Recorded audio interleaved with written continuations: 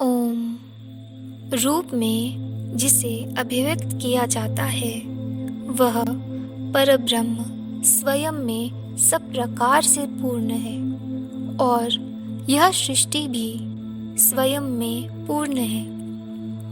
उस पूर्ण तत्व से इस पूर्ण विश्व की उत्पत्ति हुई है।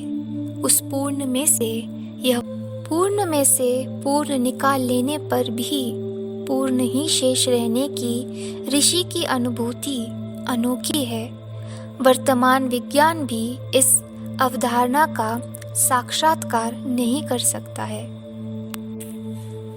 इस सृष्टि में जो कुछ भी जड़ अथवा चेतन है वह सब ईश्वर द्वारा अथवा आच्छादित है।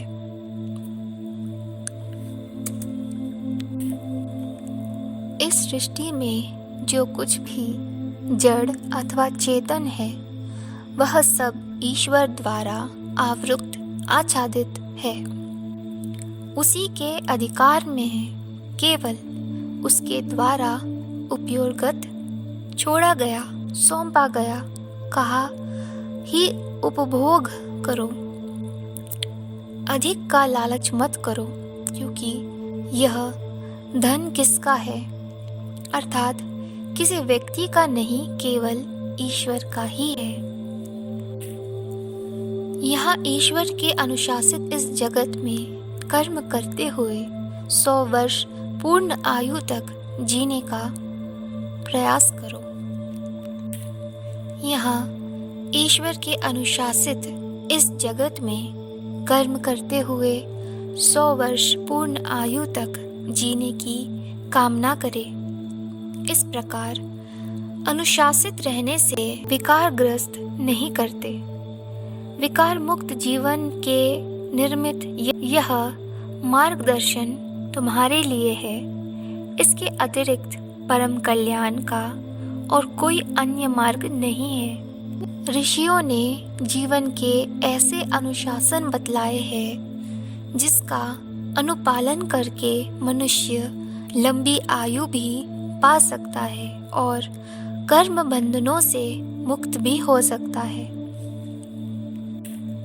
वे इस अनुशासन का उल्लंघन करने वाले लोग आसुरीय केवल शरीर एवं इंद्रियों की शक्ति पर निर्भर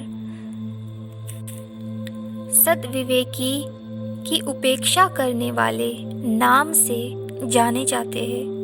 वे जीवन भर गहन अंधकार अज्ञान से घिरे रहते हैं।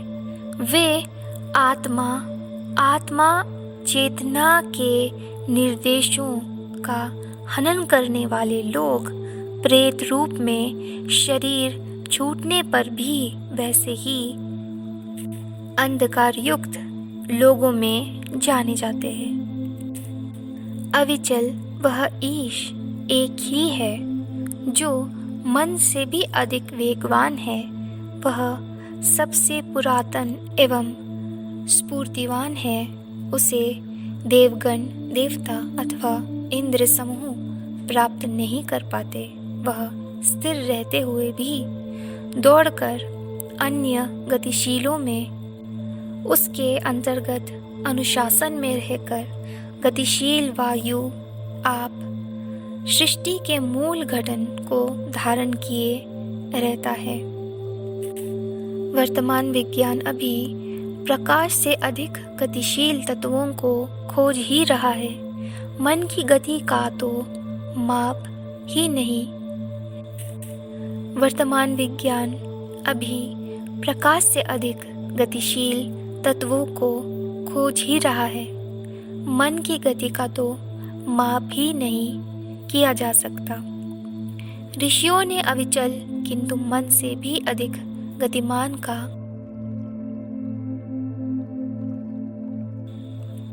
साक्षात्कार किया था। वह परमात्मा गतिशील भी है और स्थिर भी। वह दूर से दूर भी है और निकट से निकट भी। वह इन सब जड़ चेतन जगत के अंदर भी है तथा सबके बाहर उसके आवृत किए हुए भी है।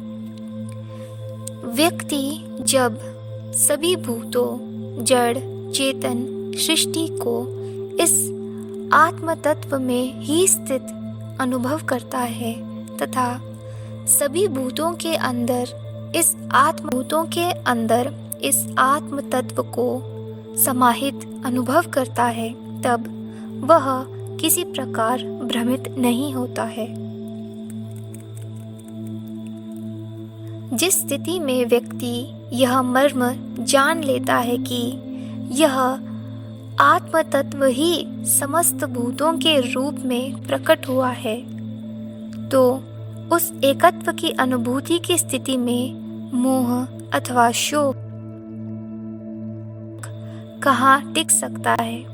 अर्थात ऐसी स्थिति में व्यक्ति मोह एवं शोक से परे हो जाता है।